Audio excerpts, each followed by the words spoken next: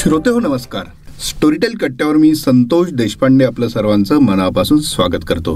मित्रांनो, करिअर एक असा विषय आहे जो प्रत्येकाच्या आयुष्यात अत्यंत महत्त्वाचा आहे. आपली मुलंच नव्हे तर आपल्याही करिअरविषयी आपण नेहमी विचार करत असतो. करिअरच्या कुठल्याही टप्प्यात आपण असो, वयाच्या कुठल्याही टप्प्यात असो, करिअर आणि वय हे दोन्ही हातात हात घालून चालतं अनेकदा.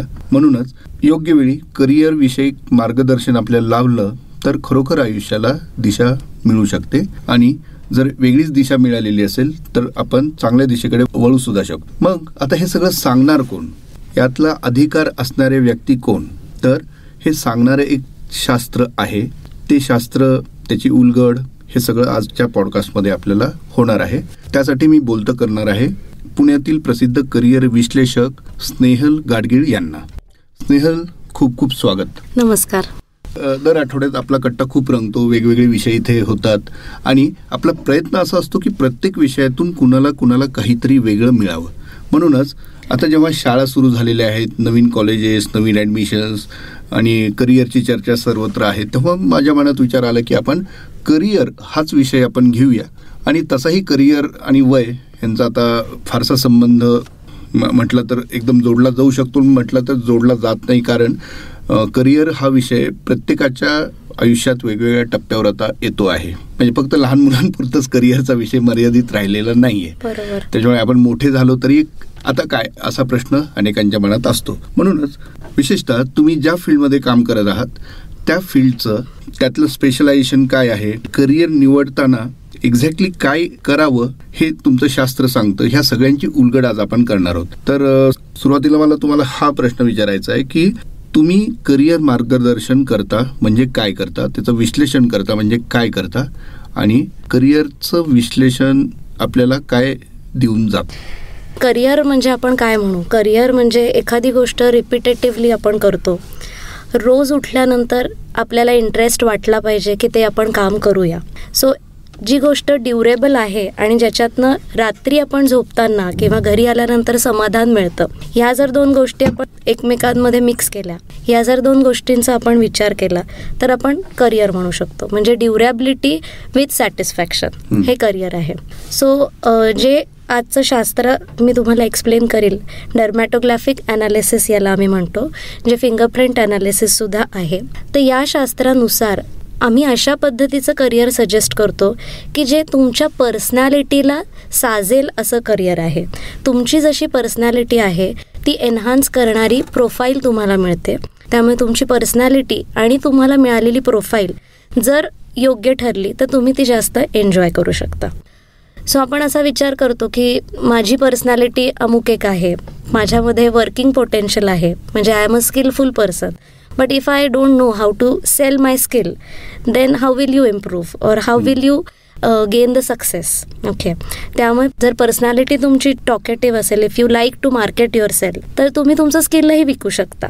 सो या शास्त्रानुसार बेसिकली कळतं की तुमची पर्सनॅलिटी काय आहे आणि तुमच्यातले इनबॉर्न पोटेन्शियल काय आहे, जे तुम्ही बाय बर्थ घेऊन आलेला आहात, की तुमची स्ट्रेंथ काय आहे. त्याच्यानंतर कळतं की तुम्ही कशा बाबतीत पॅशनेट असू शकता, नॅचरली तुमचा इंटरेस्ट कशामध्ये आहे हे या शास्त्रातनं कळतं. आणि हे जे स्किल्स आहेत की तुमची पर्सनॅलिटी, तुमची स्ट्रेंथ आणि तुमचं पॅशन, या तिन्हीला कंबाईन करून मार्केटमध्ये कुठली अपॉर्च्युनिटी आहे जी ड्युरेबल आहे, जी तुम्ही जास्त एन्जॉय करू शकता. ओके. सो आम्ही म्हणतो PSPO या सगळ्या गोष्टींमध्ये की पर्सनॅलिटी, स्ट्रेंथ, त्याच्यानंतर पॅशन आणि अपॉर्च्युनिटी, या चारही गोष्टी आपण मॅप करू शकतो. अच्छा. आणि विशेषतः कुठल्या वयोगटासाठी हे तुम्ही करता किंवा करता येऊ शकता? आता तुमचे जे बाय बर्थ टॅलेंट आलेला असतो तो तुम्ही जेव्हा बाळ 5 दिवसाचं असतं तेव्हापासून कळतं की तो पटकन रिॲक्ट करतोय, त्याचे रिफ्लेक्सेस कसे आहेत, हात हलवतोय का, बाळ पटकन कुशी वळवतोय का. म्हणजे ह्याच्यातनं काय कळतं की बाळाची बॉडी एनर्जी जास्त असते. म्हणजे या सायन्समध्ये काय कळतं की देर आर मल्टिपल इंटेलिजन्स. ते मी तुम्हाला सांगेन की कसे आहेत ते, जे बाय बर्थ तुमच्यामध्ये असतं. सो एज 2 to एज 80-85 जोपर्यंत तुमचे फिंगरप्रिंट्स मशीनमध्ये कॅप्चर होऊ शकतात तोपर्यंत आम्ही ॲनालिसिस करतो. सो एज 2 टू एनिथिंग, म्हणजे कुठल्याही एजपर्यंत आपण हे ॲनालिसिस करू शकतो. This is not only specific to your career, पण तुमची पर्सनॅलिटी, तुम्हाला काही लिमिटेशन्स येत असतील, तुम्ही डिसिजन्स घेऊ शकत नसाल, टाईम मॅनेजमेंट इश्यू येत असेल, म्हणजे नो युअर सेल्फ सायंटिफिकली असं आम्ही या सायन्सला म्हणतो की in and out story of your brain तुम्हाला रिपोर्टमधून कळू शकते. इंटरेस्टिंग. येस. पण मला एक आता तुम्ही सांगत असतानाच एक प्रश्न डोकावला मनात, तर म्हणजे आपल्या बोटांचे ठसे हे तुमचं करिअर किंवा तुमची पर्सनॅलिटी कसं सांगतात, म्हणजे काय त्याच्या मागचं शास्त्र आहे? When baby is getting ready in mother's womb, जेव्हा बाळ तयार होत असतं, त्याचा ब्रेन आपण म्हणतो वीक 13 टू वीक 21 मध्ये रेडी होतो. Okay, so after week 21 only weight gain चालू असतं बाळाचं. सो आपण ह्या लहानपणापासून किंवा आपण हे ऐकलेलं आहे की बाळाचा ब्रेन हा आईच्या पोटातच तयार होतो. So brain is made up of 60% mother's mental health आणि 40% जेनेटिक्स. जे जेनेटिक्स आहेत आई वडील आणि त्यांची वरची फळी. ओके, सो बेबीमध्ये दोन्हीही जनरेशनचे ट्रेड्स असतात. त्यामुळे जे बेबी तयार होतं हे कम्प्लिटली युनिक पर्सनॅलिटी तयार होते. आईसारखं दिसतही असेल, बाबाचे काही गुण असतील, पण आजीसारखं पण कधीतरी ते वागतं. सो ते कॉम्बिनेशन तयार होतं. आणि जेव्हा पोटात ब्रेन तयार होत असतो तेव्हाच आपले बाकीचे पण बॉडी पार्ट्स तयार झालेले असतात. सो फिंगरप्रिंटसुद्धा पोटातच तयार झालेले असतात आणि दोज आर नॉट चेंजेबल. प्रत्येक माणसाचे फिंगरप्रिंट्स हे वेगवेगळे असतात. त्यामुळेच आपल्याकडे बायोमेट्रिक आयडेंटिटी ही आज पण लागू केलेली आहे. म्हणजे स्कॅनिंग डोळ्याचं पण होऊ शकतं, पण लेटर ऑन एजिंगनुसार डोळ्याला फरक पडू शकतो, पण बायोमेट्रिक आयडेंटिटी ही कॉमन आहे जी बाय बर्थ टू एंड पर्यंत राहते. So fingerprints are not changeable आणि ते तुम्ही या डिव्हायसेसमध्ये टाकतो आम्ही. बायोमेट्रिक डिव्हाइसमध्ये फिंगरप्रिंट स्कॅन करून त्याचा अभ्यास करतो आम्ही. अच्छा, साधारण हा सगळा एखाद्याचं बायोमेट्रिक झालेलं आहे आणि त्यानंतर त्याचं ॲनालिसिस तुम्ही करत आहात. करेक्ट. तर कुठले पॅरामीटर्स असतात की ज्याच्यावरती तुम्ही तुमचं विश्लेषण करता आणि सजेशन देता? पॅरामीटर्स म्हणजे काय, आता हे मी म्हटलं तसं नो युअर सेल्फ सायंटिफिकली आहे. त्यामुळे यामध्ये तुमची, जसं मगाशी आपण डिस्कस केलं की बेसिकली तुमची पर्सनॅलिटी काय आहे, तुमची प्रायमरी पर्सनॅलिटी काय आहे, तुमची सेकंडरी पर्सनॅलिटी काय आहे. खूप वेळेला आपण ऐकतो की XYZ माणूस घरी एक वागतो, बाहेर वेगळा वागतो, किंवा हा जसा दिसतो तसा ॲक्च्युली नाहीच आहे. म्हणजे हे कसं होतं, काही काही माणसं कॉन्ट्रा पर्सनॅलिटी कॅरी करतात. त्यामुळे त्यांच्याकडे इनबॉर्न ते असतात की 2 ड्युअल पर्सनॅलिटीज असतात. ओके, सो पर्सनॅलिटी आपल्याला कळते की काय आहे, whether it is same primary secondary personality पण तुमची सेम आहे ते कळतं. त्यानंतर लिडरशिप क्वालिटीज तुमच्यामध्ये कशा आहेत, की तुम्ही टास्क लीडर आहात का तुम्ही टीम लीडर आहात. नॉट नेसेसरी जो बॉस असतो तो सगळ्या माणसांकडनं काम करून घेऊ शकेल. सो तो एक मॅनेजर ठेवतो की जो सगळ्यांना छान मॅनेज करू शकेल. सो त्याचा पगारही खूप जास्त असेल, पण त्याचं काम काय, तो टीम मॅनेजर आहे किंवा टीम लीड आहे, तो टीम लीड कर. सो तुमच्यातली लिडरशिप क्वालिटी कुठली आहे ती कळते. एखादा स्पोर्ट्स पर्सन व्हायचं असेल किंवा बॉडी एनर्जी वापरायची असेल तर तुम्ही इनडोअर गेम्स खेळणार आहात का आउटडोअर गेम खेळणार आहात हे या शास्त्रातनं कळतं. तुम्ही टीम गेम खेळणार आहात का तुम्ही इंडिव्हिज्युअल गेम खेळणार आहात तेही या शास्त्रातनं तुम्हाला समजू शकतं. की तुम्हाला लोकांबरोबर राहायला आवडतंय का एकट्याने पुढे जायला आवडतंय. अशा पण पर्सनॅलिटीज दिसून येतात की एम माझा आहे पण मला ते 10 लोकांना पुढे घेऊन जायचं आहे. सो जसं मगाशी आपण म्हटलो की ड्युअल पर्सनॅलिटीज येतात त्या कळतात. एखादं चाइल्ड, म्हणजे मी चाइल्ड का म्हणेल की लहान मुलांमध्ये आम्ही खूप एनकरेज करतो कारण ह्यांनी पेरेंटिंग पण सोपं जातं. की तुमचं मूल कुठला ब्रेन घेऊन आलेला आहे, की तो पीस सीकर आहे, प्रेस सीकर आहे का टास्क सीकर आहे का प्रोसेस सीकर आहे. म्हणजे त्याचं व्यवधान कशामध्ये आहे, त्याचं डोळे उघडल्यानंतर त्याला पहिले काय पाहिजे, एखादं काम करायचं आहे का आईने मिठी मारावी असं त्याला पाहिजे का कुठली सिस्टीम फॉलो करायची. की जसं आपण शिकवतो की उठल्यानंतर दिनचर्या कशी फॉलो करा, असं आपण पॅटर्न्स बघतो काही काही मुलांचे कसे असतात ते.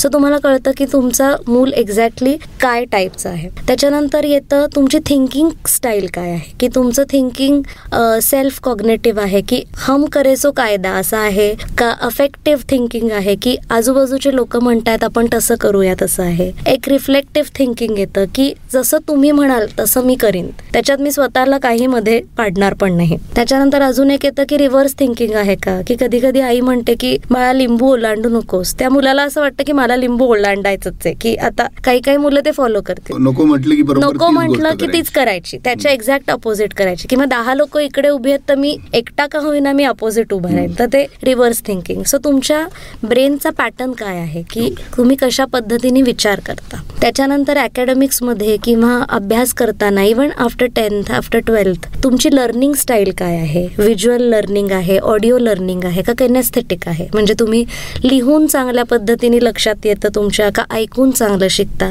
हे कळत. आपण अनेकदा असं ऐकलं की एक्सपिरियन्सनी की माझी मुलगी मोठ्यांदा जर का तिने वाचलं तर तिच्या लक्षात राहतं, हे आपल्याला अनुभवाने कळतं. किंवा एखादी आई म्हणेल की तो त्याच्या नोट्स काढतो मग त्याच्या लक्षात येतं, किंवा एखादा मुलगा म्हणतो मी माझ्या हाताने लिहिलं ना की माझ्या लक्षात येतं. म्हणजे एक्झॅक्टली काय, ही लर्निंग पॅटर्न्स तुम्हाला लहानपणापासूनच आलेले आहेत, ते तुम्ही एक्सपिरियन्सनी नंतर तुम्हाला कळत. त्याच्यातही भाग असा येतो की कळणाऱ्याला कळतं, न कळणाऱ्याला परत कळतच नाही. मग हे सायन्स तुम्हाला रेडीमेड सांगतं ना की तुम्हाला काय एक्झॅक्टली तुमचा लर्निंग टाईप काय आहे. मग हे जे मेथड्स आपण बघितले आता की पर्सनॅलिटी कळते, तुमची विचारशक्ती कळते की तुम्ही कशा पद्धतीने विचार करता, त्याच्यानंतर तुम्ही कशा पद्धतीने अभ्यास करू शकता, तुम्हाला नवीन गोष्टी शिकायला आवडेल का तुम्हाला सातत्याने सेम काम करायला आवडेल, हे सुद्धा याच्यातून कळतं. या थिअरीमध्ये असं कळतं की तुमचा ब्रेन लेफ्ट ब्रेन आहे का राईट ब्रेन आहे. म्हणजे आपण ऐकलंय की left brain is connected to right hand, right brain is connected to your left hand. So हे क्रॉस कनेक्शन आहे. सो असं म्हणतात ना की राईट ब्रेनचा आहे की तो खूप हुशार असेल, तो खूप क्रिएटिव्ह असेल. तर व्हॉट इज दॅट, म्हणजे अनुभवानी हे सगळं आपण ऐकत आलेलो. तर right brain is creative thinker, म्हणजे आउट ऑफ द बॉक्स तो विचार करू शकतो.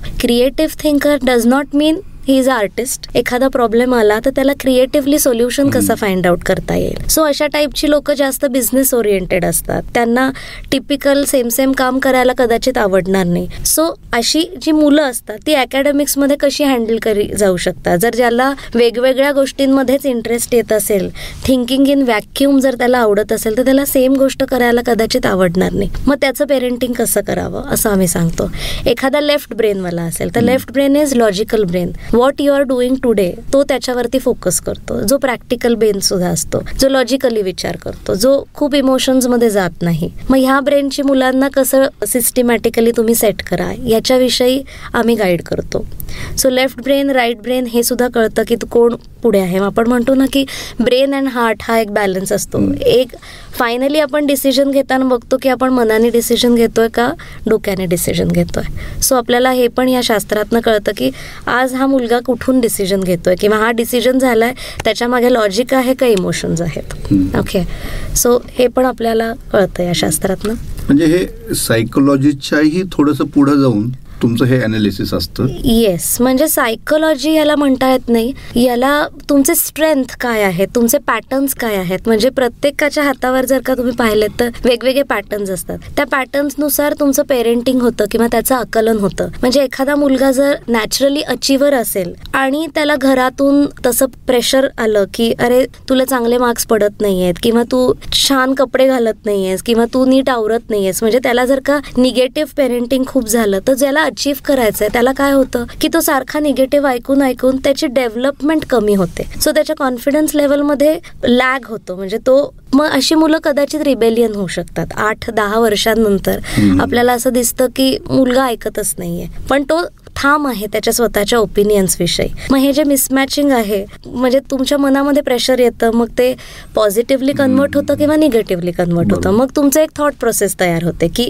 माझा मुलगा हट्टी आहे किंवा माझा मुलगा ऐकतो. ऍक्च्युली जे इंडिपेंडंट असतात किंवा लीडर्स असतात ते डिसिजन घेऊ शकतात, पण नाण्याची दुसरी बाजू काय म्हणते की ते बॉसी दिसू शकतात, ते रिजिड वाटू शकतात, ते इनफ्लेक्झिबल वाटू शकतात. सो सायकोलॉजिकली तुम्ही कसं बघताय त्याच्यानुसार असतं. If it is not my way तर ते निगेटिव्ह असू शकतं, if it is on my way तर ते पॉझिटिव्हही असू शकतं. करिअरची निवड करताना अनेकदा ऍप्टिट्यूड टेस्ट, ज्याला कल चाचणी म्हणतो आपण, करेक्ट, कल चाचणी ही जी असते किंवा काही ठिकाणी सायकोलॉजिकल टेस्ट घेतल्या जातात, तो पण मार्ग एक आहे. त्याच्यापेक्षा हे जे तुमचं शास्त्र आहे ह्याच्यातलं वेगळेपण काय?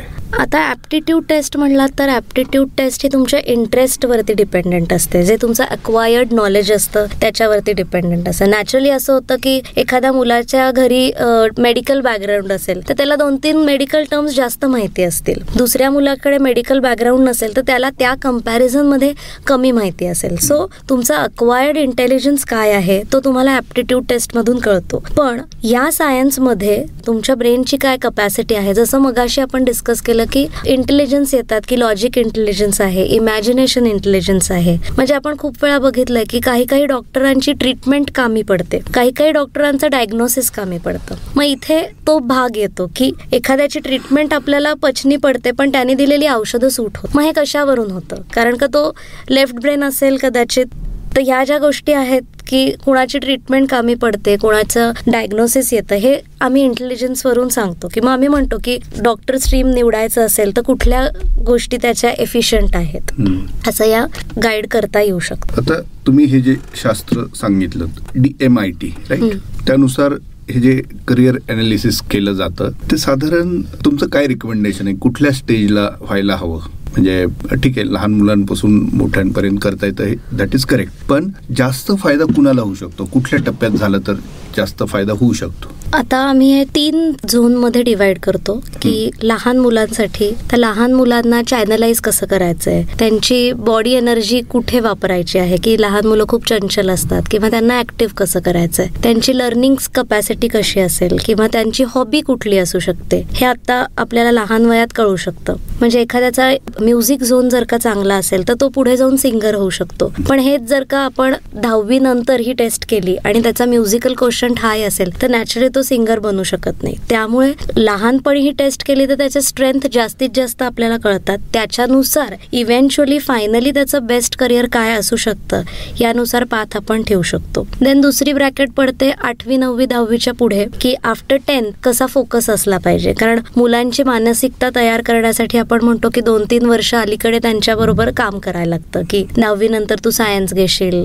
तू कॉमर्स घेशील. मग कसं होतं की 10वी पर्यंत मुलांच्या डोक्यात फिक्स असतं की मी सायन्स घेणार किंवा आईबाबांनी ठरवलेलं असतं. पण ऍक्च्युली इंटेलिजन्स सांगतो की नाही, you are a good at numbers, तू कॉमर्समध्ये जाऊ शकतो. मग परत मुलांची मानसिकता बदलायला लागते किंवा तेव्हा तेवढा वेळ लागू शकतो. सो 8वी नंतर आम्ही म्हणतो की करिअर ठरवण्यासाठी तो बेस्ट पिरियड असतो. 8वी 9वी 10वी 10वी नंतर तर करायलाच पाहिजे, इट इज मस्ट. कारण एकदा 12वी नंतर रॉंग एंट्रीत गेलो आपण की परत मागे येणं अवघड जातं किंवा वेळ जातो वाया. त्याच्या बरोबरीने शिक्षणाचे पैसेही इतके आहेत की पैसेही जास्त खर्च होतो. सो त्या वेळामध्ये 8वी ते 12वी असं म्हटलं तर तेव्हा आपण करिअर डिसाईड करतो. लेटर ऑन येते ॲडल्ट स्टेज येते की जिथे तुम्ही ऑलरेडी करिअरमध्ये आहात आणि तरी तुम्हाला असं वाटतंय की मला जॉब हॉप करावा वाटतोय, मी याच्यात खुश नाहीये. म्हणजे बरेच लोक अशी मी बघते किंवा आमच्याकडे केसेस येतात की छान IT मध्ये जॉब चालू आहे पण ते म्हणतात नाही माझा इंटरेस्ट हॉटेल टाकण्यातच आहे, किंवा कोणी म्हणतो की मला गाण्याची अकॅडमी टाकायची होती. मग हे जे जॉब हॉपिंगचे विषय मनात रेंगाळतात ते कशामुळे? कारण you are not happy with your current profile. So exactly तुमची प्रोफाईल काय असू शकते ते पण आपल्याला कळतं. सो तिन्ही स्टेजेस या इम्पॉर्टंट आहेत. त्या फेजेसनुसार तुमची जी एक्सपेक्टेशन आहे लाईफकडनं किंवा त्या फेजकडनं हे उपयोगी पडू शकतं सायन्स. त्यामुळे स्पेसिफिक असं काही नाहीये की हे तुम्ही वय वर्ष 1ला करा किंवा वय वर्ष 50ला करा. No, we suggest anyone can come and do it right away, कारण it is knowing about yourself. अच्छा, नाही आता एक महत्वाचा मुद्दा मला आढळला तुमच्या आता बोलण्यातून, तो म्हणजे की मला असं वाटतं की मी याच्यात गुड नाहीये, I am not good at this but I am good at that. Correct. ही जी फेज असते ना, तर माझं स्वतःच आवडत नाही पण दुसरं कुठं काही चांगलं असेल किंवा वेगळं असेल की मला वाटतं की नाही, म्हणजे आकर्षण असतं थोडक्यात की आपण इथे नाही पण तिथे सुखी होऊ, तिथे नाही पण इथे सुखी होऊ, किंवा मला खरं तर हे करायचंच नव्हतं पण मी आता इथे पण मी ते काम उत्तम करू शकतो. गट फील असतो. बरोबर. आपण हे गट फील असणं हे चांगल्या करिअरकडे तुम्हाला नेतं का त्याही पलीकडे जाऊन तुम्हाला विचार करायचा असतो? करेक्ट. हे गट फिलिंग्स म्हणजे तुमचं इन्स्टिंक्ट, आपण असं म्हणू की इन्स्टिंक्ट आपलं काय सांगतं. तो इन्स्टिंक्ट जो आहे तो तुमचा ब्रेनची जी नीड आहे ती तुम्ही इनडायरेक्टली बोलत असतं. पण होतं असं ओव्हर द पिरियड की आपण ऐकून ऐकून मोठं झालेलं असतो. आपल्याला हेच करायचंय, असंच करायचंय. एका पॉइंटला आपण पोहोचतो जेव्हा XYZ अमाऊंट मध्ये पैसे मिळवत असतो, तेव्हा आपल्याला वाटतं ही माझी ड्युटी आहे, मी माझ्या घरासाठी करतोय. किंवा फिमेलमध्ये पण तसंच होतं की मी एवढी चांगली शिकली आहे तर मी घरी तर बसू शकत नाही. सो तुम्ही एक मनाविरुद्ध ऍक्सेप्ट केलेल्या ती गोष्ट असते, कारण का you are not enjoying that thing. हे सायन्स काय मदत करतं की तुमचं रिअल हॅपीनेस कशात आहे, तुमची स्ट्रेंथ कशात आहे. म्हणजे सिम्पल केसमध्ये तुम्ही जर का गॅस बर्नरचं उदाहरण घेतलं तर गॅसच्या मोठ्या बर्नरवरती पण दूध उकळू शकतं, बारीक बर्नरवरती पण उकळू शकतं. ज्याला जो वेळ लागेल तेवढा तो वेळ लागेल. सो तुम्हाला काय हवंय त्याच्यानुसार आपण गोष्टी सिलेक्ट करतो की ठीक आहे लॉंग चालू दे. जसं चाललंय की पूर्वी म्हणायचं गव्हर्नमेंटचा जॉब केला करत राहायचं तुम्हाला पेन्शन मिळेल. त्यामुळे त्या माइंडसेटनी ती लोक तिथपर्यंत गेली, पेन्शन पर्यंत ते थांबली. पण आजकालची भूमिका अशी नाहीच आहे ना. आपण एवढी ड्युरेबिलिटी कुठेच नाहीये. तुम्ही साधा एक घरातही तुम्ही तितके वर्ष राहत नाही तर जॉबमध्ये कसे राहणार. मग तुम्ही हा इंटरेस्ट जो तुमचा बदलत राहतो तो इंटरेस्ट एक्झॅक्टली काय आहे हे चॅनलाइज आपण या शास्त्रातनं करू शकतो. मग अशी तुम्ही दोनदा एका गोष्टीचा उल्लेख केला तो म्हणजे ह्या अनालिसिसचा उपयोग केवळ करिअर निवडण्यापुरताच नव्हे तर पॅरेंटिंग साठी सुद्धा चांगला होऊ शकतो. तर तो कसा? Parenting itself is a difficult process these days आणि आजकाल पेरेंटिंगला खूप महत्त्व आलेलं आहे. त्यामुळे मुलांना समजून घेणं, स्वतःचा विचार करणं या सगळ्या गोष्टी खूप आत्ता वाढलेल्या आहेत. सो पेरेंटिंगच्या पर्पजनी हे सायन्स तर अतिशय महत्त्वाचं आहे. जसं आपण मगाशी डिस्कस केलं होतं की थॉट प्रोसेस, ह्या माझ्या मुलाच्या ब्रेनची थॉट प्रोसेस काय आहे, त्याची थिंकिंग स्टाईल काय आहे, हे जेव्हा एखाद्या आई वडिलांना कळतं त्यानुसार ते त्याच्याशी रॅपो ठेवू शकतात. म्हणजे एखादा मुलाला पुश फॅक्टर लागतोय का, एखाद्या मुलाला फक्त मोटिवेशन देऊन चालणार आहे का.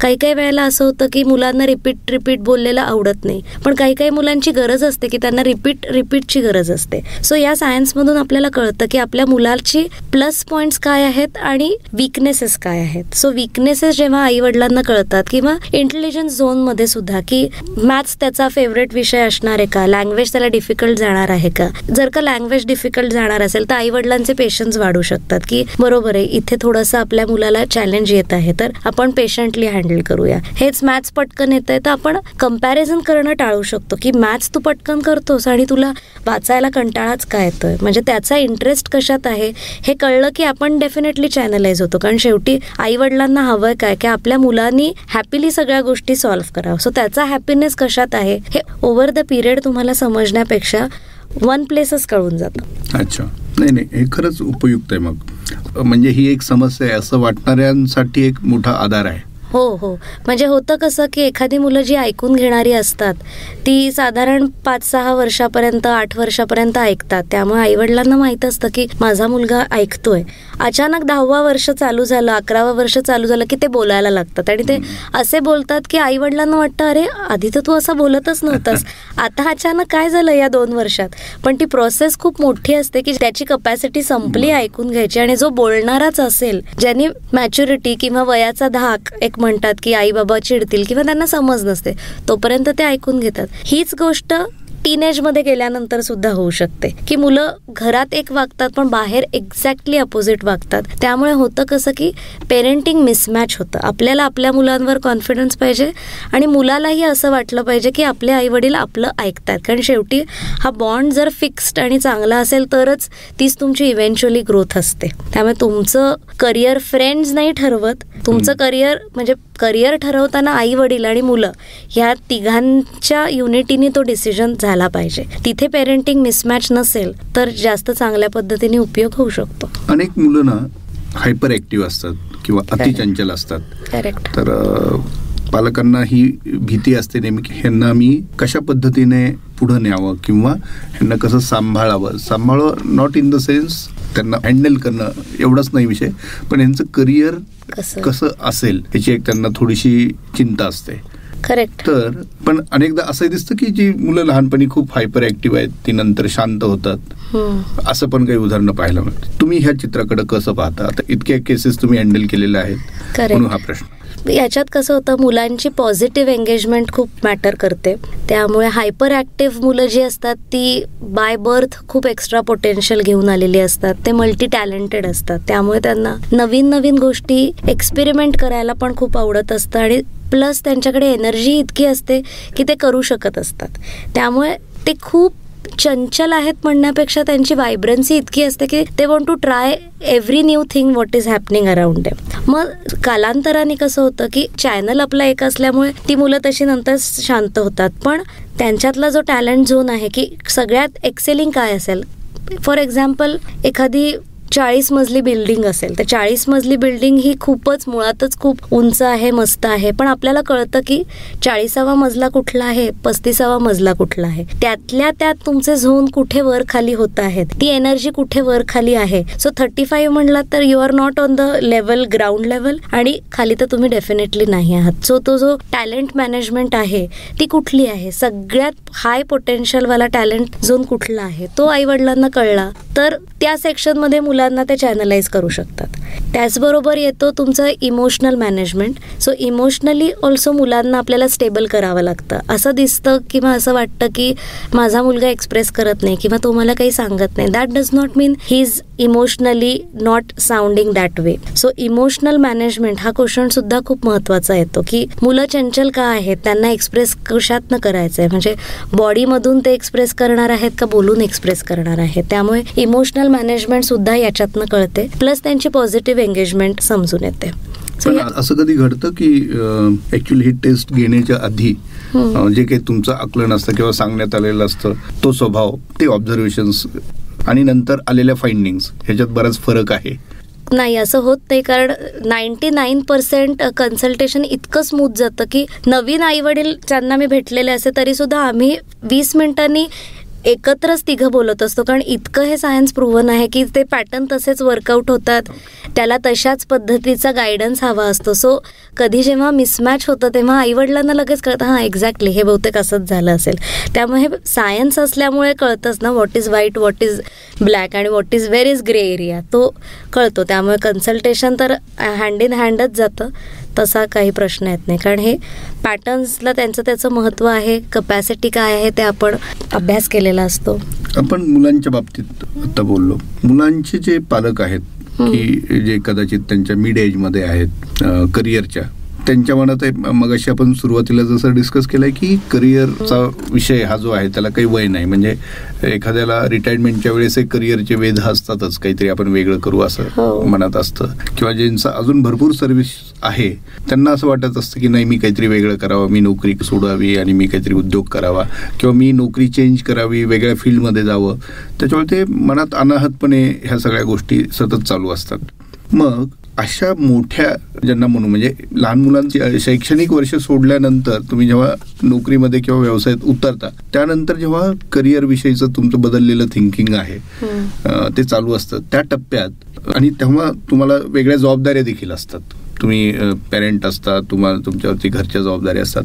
हे सगळं सांभाळत असताना एखाद्याला अशी जर टेस्ट करायची असेल किंवा हे ॲनालिसिस करून घ्यायचं असेल तर त्याला त्यातनं काय मिळू शकतं? करेक्ट. जसं आपण डिस्कस केलं, लहान वयात जर का आपण हे कन्सल्टेशन केलं किंवा ॲनालिसिस केलं तर तुमचे स्ट्रेंथ कळतात. आपण एक एक्झाम्पल पण घेतलं की जर का म्युझिकल इंटेलिजन्स हाय आहे तर तुम्ही सिंगर होऊ शकता. नंतर या वयात पोचल्यानंतर से बाय 40-45 सहज गाणं म्हणता म्हणता आपल्याला वाटतं की अरे मी गाणं छान म्हणतोय. आजकाल खूप ॲप्स येतात कराओके, तर त्याच्यावरती म्हणताना आपल्याला वाटतं की अरे मी खूप छान गाणं म्हणू शकतो. पण या पॉईंटला तुम्ही सिंगिंग लाईनमध्ये तर डेफिनेटली जाऊ शकत नाही. आपल्यावरती रिस्पॉन्सिबिलिटीज आहेत, एक मनाची पण भीती असते की मी सिंगर कसा होणार आत्ता, पण आपल्याला अचानक शोध लागतो की मी छान गाऊ शकतो. सो आम्ही सांगतो की जी पॉझिटिव्ह एंगेजमेंट आहे की तुमच्या बिझी लाईफ नंतर स्ट्रेस बस्टर म्हणून तुम्ही काय करू शकता, जी तुमचे टॅलेंट नॅचरली आले ज्याचे आत्ता सप्रेस झालेले आहेत किंवा त्याच्यावरती डस्ट पडले, त्याच्यावर आपण लाईट टाकूया. म्हणजे सेल्फ टाईम आपण जे म्हणतो, फाइंडिंग युअर मी टाईम. काही लोकांना मेडिटेशन करायला आवडतं, काही लोकांना बुक रीड करायला आवडतं, पण काही लोक असे असतात की मला माहितीच नाही आहे की मला काय करायचं एक्झॅक्टली. सो त्यांना आम्ही चॅनलाइज करतो की ट्राय डुईंग दिस. तुम्ही एक चित्र काढून बघा, कदाचित तुम्हाला खूप इंटरेस्ट येईल आणि तुम्हाला ते करायला आवडेल. सो जो पिक्चर इंटेलिजन्स असतो तो त्या त्या व्यक्तीमध्ये ऑलरेडी आहे, पण कधीच चित्रकलेला महत्त्व दिलं नाही, तर तो मागे पडला. सो त्याला त्याची हॉबी ही फाइंड आउट होऊ शकते. ओके, सो नॉट नेसेसरी तुम्ही करिअर या दृष्टीने त्याच्याकडे बघाल, पण पॉझिटिव्ह एंगेजमेंट किंवा मला माझा हॅपी टाइम पाहिजे, तो कसा पाहिजे, आनंद शोधणं, आपला आनंद कशात असू शकतो, आणि तो माझा असतो. त्यामुळे हजबंड वाईफ सेम ऍक्टिव्हिटी प्रत्येक वेळेला करू शकतील का, तर उत्तर आहे नो. मला रीडिंग आवडतं म्हणून माझ्या नवऱ्यालाही आवडलं पाहिजे का, तर असं नाही होऊ शकत. पण आपल्याला आपला आनंद सापडला की तुम्ही खुश राहू शकता. त्यामुळे या सायन्सनी हे आपण फाइंड आउट करू शकतो की तुमचे सप्रेस झालेले स्ट्रेंथ झोन काय आहेत, की जे तुम्ही एक्झॅक्ट करिअर म्हणून वापरू नका, पण तुमची पॉझिटिव्हली एंगेजमेंट ठेवा. डेफिनेटली त्याच्यावरती 10 मिनिट तरी वेळ द्या, जेणेकरून तुम्हाला छान वाटेल, तुम्हाला तो फील गुड फॅक्टर येईल. आणि ऑफकोर्स जर अपॉर्च्युनिटी असेल तर तुम्ही स्टेप बाय स्टेप तिथे पुढे जाऊ शकता. बरोबर. आता पुढच्या टप्प्याकडे वळूया. तो विषय म्हणजे महिलांचा. खूप महिला ज्या आहेत त्या वर्किंग आहेत आणि त्यांच्यापुढे एक मोठं द्वंद्व नेहमी असतं की घराकडे लक्ष देऊ, नोकरीकडे लक्ष देऊ. मग घराकडे जर जास्त लक्ष द्यायची गरज असेल, म्हणजे एकूणच घराचा सांभाळ करायचा असेल, तर कदाचित मला नोकरी सोडावी लागणार आहे. आणि नोकरी जर सोडावी लागणार आहे तर इतक्या वर्षांची नोकरीची माझी जी सवय आहे ती तुटणार आहे. आणि त्याच्यामुळं तो निर्णय घेणं त्या स्त्रीला खूप कठीण जात असतं. अशा वेळेस ही जी टेस्ट आहे आपली किंवा ही जी पद्धत आहे, ॲनालिसिस आहे, त्यातनं तिला काय हेल्प होऊ शकते का? हा खरंच खूप इम्पॉर्टंट क्वेश्चन आहे आणि प्रत्येक महिलेला हा प्रश्न पडतो.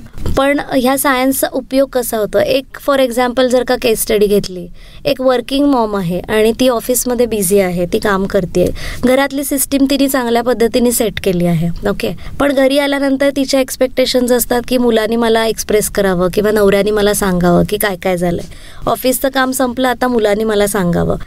पण मुलगा जर का इमोशनली एक्सप्रेस करणारा नसेल तर तिला उगीच असं वाटतं की हा माझ्याशी बोलत नाहीये. व्हेअरॅज तिच्या ब्रेनची नीड आहे की इमोशनली तिला सगळ्या लोकांनी सांगावं की काय काय झालंय, किंवा रिपोर्टिंग असतं किंवा फीडबॅक्स असतं, ही तिची नीड आहे. म्हणून ती विचार करते की अरे मी डिस्कनेक्ट होतीये का घरातल्यांशी, किंवा घरातल्या सिच्युएशनशी मी डिस्कनेक्ट होतीये का. मग त्या सिच्युएशनमध्ये जाऊन ती डिसिजन घेते की अरे माझा मुलगा माझ्याशी बोलत नाही आहे, बहुतेक मी जर का घरात असेल तर तो माझ्याशी जास्त बोलेल. पण इट इज नॉट नेसेसरी की तुम्ही घरात असाल तर तो तुमच्याशी 100% बोलेल का. सो जे क्वेश्चन्स आहेत आमच्याकडे की इंटेलिजन्स क्वेश्चंट, इमोशनल क्वेश्चंट, या सगळ्या क्वेश्चन्सवरती डिपेंडंट असतं की तुमचं इंटरॅक्शन एकमेकांशी कसं असेल. सो एका लेडीला काय वाटतं की घर व्यवस्थित चालावं माझ्या अब्सेन्समध्ये सुद्धा, आणि मी आल्यानंतर सगळ्यांनी इमोशनली एकमेकांशी कनेक्टेड असावं. सो या सायन्स थ्रू तुम्हाला कळतं की तुमची ॲबिलिटी काय आहे एकमेकांशी कनेक्ट होण्याची. ॲट द सेम टाईम हा जो तुम्ही डिसिजन घेताय की जॉब सोडणे किंवा जॉब कंटिन्यू करणे, तर एखाद्या ब्रेनला जर का टास्क ओरिएंटेड असेल, त्यांच्या डोक्यासमोर टास्क असेल की XYZ अमाऊंट ऑफ मनी मला अर्न करायची आहे, त्यामुळे मला हा जॉब करणं इम्पॉर्टंट आहे. त्यामुळे त्याला आम्ही म्हणतो गोल किंवा टार्गेट फोकस्ड असतील. काही लेडीज असतात त्यांना असं वाटतं की नाही आपण घर छान ठेवूया आत्ता, लेट्स कीप मनी अपार्ट, आणि मग त्या टीममध्ये जातात किंवा त्या पीपल ओरिएंटेड असतात. त्यामुळे तुमचा इंटरेस्ट कशात आहे हे कळून येतं आणि त्यानुसार तुम्ही डिसिजन घ्या. म्हणजे खूप वेळेला असं होतं की आत्ता मी माझ्या करिअरच्या पीकला आहे आणि मुलांसाठी मी जॉब सोडला, पण आता मुलं मोठी झाल्यानंतर मी काय करायचं आहे. मग त्या पॉईंटला आम्ही सांगतो की तुम्ही कुठल्या प्रोफाईलमध्ये फिट होऊ शकता, त्यानुसार तुम्ही परत तुमचं करिअर स्टार्ट करू शकता.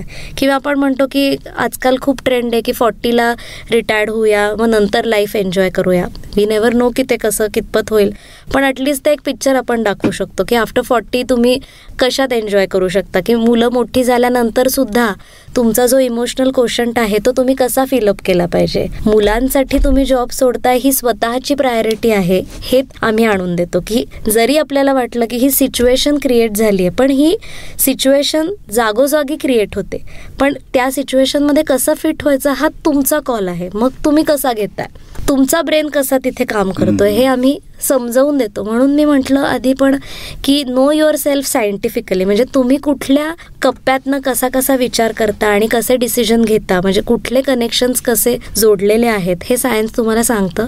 आणि मग तुम्हाला डिसिजन घेताना पण सोपं पडतं की आफ्टर वर्ड्स तुम्हाला जर रिग्रेट होणार असेल किंवा हे आपल्याला आधीच माहीत असतं ना की हां हे आपण डिस्कस केलं होतं, ठीक आहे बाबा, हॅपहॅझार्डली तर काही झालेलं नाही आहे. ह्या सगळ्या गोष्टींचा फायदा नक्कीच होतो. आणि माझ्याकडे खूप म्हणजे लेडीजच आता अशा आलेल्या आहेत की ज्या सध्याचं जे पिअर प्रेशर आहे किंवा पेरेंटिंग प्रेशर जे आहे किंवा वर्किंग मॉम्स असाव्यात का नाही, हेवीली लोडेड वर्किंग असावं का नाही, या सगळ्या चॅलेंजिंग झोनमध्ये येऊन की कसं आपण चॅनलाइज करूया. तर याच्यासाठी बेस्ट रिलेशनशिप मॅनेजमेंटमध्ये हे खूप उपयोगी पडतं की तुमचा स्वभाव काय आहे, तुमचा पॅटर्न काय आहे आणि तुम्हाला कसं आजूबाजूचं वातावरण लागतं हे समजून एका ब्रेननी घेतलं की त्या डिसिजन घ्यायला त्यांना सोपं पडतं की हा टाइम बिंग आहे किंवा हे थोडा वेळ मला वाटणार आहे, मे बी 5 दिवसांनी हे वाटणार नाही. सो तेवढी पेशन्स तुम्हाला करण्याची कपॅसिटी येते. हे माझं फिलिंग 5 दिवसाचं आहे.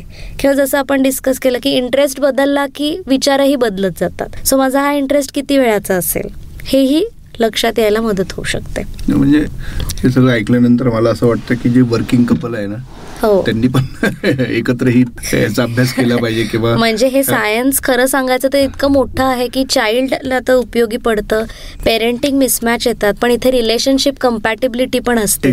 कारण आम्ही पर्सनॅलिटीज खूप वेगवेगळ्या एक्सप्लेन करतो की असतात आणि अपोजिट अट्रॅक्ट्स म्हणतात, अपोजिट अट्रॅक्ट्स होतात म्हणूनच ते एकत्र राहतात. मग जेव्हा अट्रॅक्ट व्हायचे पॉइंट्स आहेत तेव्हा डिसअट्रॅक्ट होण्याचे सुद्धा पॉइंट्स असतात, डिस्ट्रॅक्ट होण्याचे सुद्धा पॉइंट्स असतात. त्यामुळे आता शेवटचा एक प्रश्न असा विचारतो की पर्सनॅलिटी असा आता जो शब्द वापरला त्याच्यावरून मला हे सुचलं की एखाद्या करिअरची निवड आपण आपल्या पर्सनॅलिटीनुसार करावी का त्या करिअरमध्ये गेल्यानंतर आपली पर्सनॅलिटी बदलते? करेक्ट. स्वभाव आपला खरंच चेंज होतो का आणि तो किती वेळासाठी चेंज होतो याचा आपण एकतर विचार केला पाहिजे. आपण खूप वेळा मनाविरुद्ध वागतो पण एका पॉइंटला आपण येतो की आपला सगळा ब्लास्ट होतो. म्हणजे तुम्ही 0 to 100 कसे ट्रॅव्हल करता हे माहिती आहे. त्यामुळे स्वभावाला औषध नाही हे डेफिनेटली सत्य कथा आहे. सो तुमची पर्सनॅलिटी जी असते ती तशीच राहते. त्यामुळे तुमच्या पर्सनॅलिटीला साजेल अशी जर का प्रोफाईल मिळाली तर ते तुम्ही जास्त एन्जॉय करू शकता. सो आम्ही या सायन्सचा बेस्ट पार्ट हाच आहे की career guidance according to your personality, not like your friend, not like your father. म्हणजे आई वडिलांमध्ये पण डिफरन्स असतो, त्यामुळे मुलांची पर्सनॅलिटी वेगळी असते. त्यामुळे पर्सनॅलिटीनुसार तुमचं करिअर असावं असाच आमचा प्रेफरन्स असतो आणि ते युनिक होतं. त्यामुळे you are unique, you are born with unique talents, you are having a different personality. So your career should be also different than whatever family tree you are having or whatever it is. वा, नाही मगाशी मी म्हणालो खरं की हा शेवटचा प्रश्न आहे, पण खरोखर आता यावेळेस मात्र हा शेवटचा प्रश्न असा विचारतो. तो अत्यंत महत्त्वाचा आहे. तो असा की अनेकदा करिअर स्वतःचं ठरवताना आपण मेनली पाहतो की कोणीतरी अमुक व्यक्ती आहे ती त्या फील्डमध्ये यशस्वी आहे, रोल मॉडेल म्हणून पाहतो आपण, कुणापासून इन्स्पायर्ड होतो. तर ह्या सगळ्या प्रक्रियेमध्ये करिअरची निवड करताना हा फॅक्टर फार महत्त्वाचा असतो अनेकांच्या बाबतीत. त्यामुळे होतं असं की त्यांना त्यात कितपत यश मिळेल हे त्यांनाही तेव्हा माहीत नसतं. ह्या सगळ्या गोष्टीची उलगड यातून कशी होऊ शकते या अभ्यासातून? किंवा दुसऱ्या शब्दात प्रश्न हा विचारायचा तर इन्स्पायर्ड होऊन करिअरची निवड करावी का? बरोबर आहे. याच्यात कसं होतं की स्किल आणि इंटरेस्ट असं आपण 2 गोष्टी बघू शकतो की स्किल्स जे आहेत हे आपल्याला या सायन्सनुसार कळतात की बाय बर्थ तुमचं जे काही पोटेन्शियल आलं आहे ते कळतं की तुम्ही पीपल कनेक्टेड लोक आहात. तर तुमची फ्रेम किती मोठी आहे, तुम्ही 10 लोकांना कनेक्ट होणार आहात का तुम्ही 50 लोकांना कनेक्ट होणार आहात. सो तुमची जी ॲबिलिटी आहे to connect with the people ही प्रत्येकाची सेम असतेच असं नाही. तिथून व्याख्या येते इंट्रोवर्ड, एक्स्ट्रोवर्ड. पण इंट्रोवर्ड माणूस बोलतच नाही असं नाही, कुणाकुणाशी तो बोलतो सुद्धा. फॉर एक्झाम्पल जर आपण मगाचं बर्नरचं एक्झाम्पल घेतलं, एखाद्याने इन्फ्लुएन्स होऊन किंवा इन्स्पायर्ड होऊन जर का करिअरचं सिलेक्शन केलं की मला याच्यासारखं असं व्हायचं आहे, पण याला माहिती आहे का की आपल्याकडे कुठले स्किल्स आहेत. तर दुधाचं एक्झाम्पल घेतलं की boiling milk on the burner, तर स्मॉल गॅस जर का आपण ठेवला तर दूध उकळणारच आहे पण त्याला लागणारा वेळ. सो तो ज्या रेटनी सक्सेसफुल झाला आहे तो रेट आपला असेलच का, ही पहिली गोष्ट आपल्याला आपल्या स्किल सेटवरती कळते. स्किल असेल तर डेफिनेटली तितक्याच फास्ट तुम्ही पुढे जाऊ शकता. त्याच्यानंतर प्रश्न येतो इंटरेस्टचा. आपण इंटरेस्टनी किंवा इन्फ्लुएन्स होऊन ते घेतलेलं असतं, पण जर का आपल्याला पुढे जायला वेळ लागत असेल तर आपला इंटरेस्ट संपून जातो आणि इंटरेस्ट दुसरीकडे शिफ्ट होतो. त्यामुळे इंटरेस्ट संपला की त्याच्या इन्स्पिरेशन सुद्धा संपलं. त्यामुळे इंटरेस्ट टिकून किती वेळ राहतोय याच्यानुसार तुमची सक्सेस स्टोरी पण डिपेंडेंट आहे. त्यामुळे कुठलाही माणूस हार्डवर्किंगनी काहीही अचीव करू शकतो, पण ते हार्डवर्किंग किती दिवस करायचं आहे, तो पेशन्स किती दिवस टिकवायचा आहे, हे डेफिनेटली तुमच्या स्किल सेटवरती अवलंबून असतं. त्यामुळे स्किल बेस करिअर सिलेक्ट केलं तर त्याची ड्युरॅबिलिटी जास्त आहे आणि त्याचं सक्सेस रेट जास्त आहे. दूध मोठ्या गॅसवर पण गरम होणार आणि लहान गॅसवर पण गरम होणार, पण त्याला लागणारा जो वेळ आहे तोच या सक्सेस स्टोरीजमधला वेळ असतो. किंवा मी दुसरंही असं म्हणेन की एखादा माणूस लकीली सक्सेसफुल होत, त्याच्याकडे ते स्किल असतात, तो त्या एक्झॅक्ट रस्त्यावरती जातो म्हणून तो सक्सेसफुल होतो. जे आपण म्हणतो luck by chance, Lata Mangeshkar singer झाल्या, काय आपला सचिन तेंडुलकर क्रिकेटर, हे लक बाय चान्स नाही आहे. त्यांच्याकडे ते स्किल सेट्स होते जे त्यांना लक्षात आले आणि त्यांनी त्याच्यात सक्सेस मिळवली. सो स्किल असल्याशिवाय सक्सेसफुल तुम्ही होत नाही ही नॅचरल गोष्ट आहे. पण तसंच्या तसं शेजारच्यानी फॉलो करायचं का नाही हा त्याचा कॉल आहे. बरोबर. म्हणजे मला किशोर कुमार आवडतो म्हणून मी उत्तम गाऊ शकतो, म्हणजे मला उत्तम गाण्याची प्रेरणा मिळणं वेगळी गोष्ट, पण मी तसं गाऊ शकणं ही वेगळी गोष्ट नाही का? एक्झॅक्टली. वा. तर श्रोते हो, या होत्या स्नेहल गाडगीळ.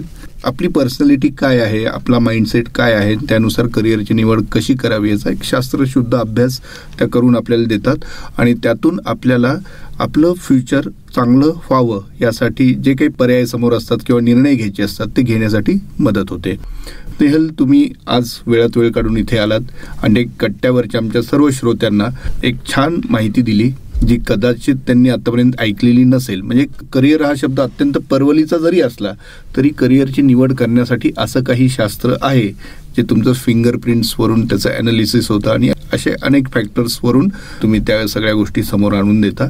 हे पहिल्यांदाच आम्हाला कळलं. जाता जाता फक्त एकच विचारतो की करिअरची निवड करण्यासाठी आत्तापर्यंतच्या तुमच्या आजवरच्या अभ्यासावरून तुम्हाला जाता जाता श्रोत्यांना काही संदेश द्यायचा असेल तर काय द्याल? शेवटी मी एवढंच म्हणेन की you are unique, your strength are different than others. त्यामुळे तुमचा पाथ हा डेफिनेटली युनिक असू शकतो. त्याचा निर्णय घेताना ओल्ड एज प्रॅक्टिसनुसार आई वडील सांगतायत किंवा 20 वर्षापूर्वीच्या गोष्टी लक्षात न घेता एखाद्या relative inspired by some relative असं न होता शास्त्रशुद्ध पद्धतीने करिअर गायडन्स घ्यावा.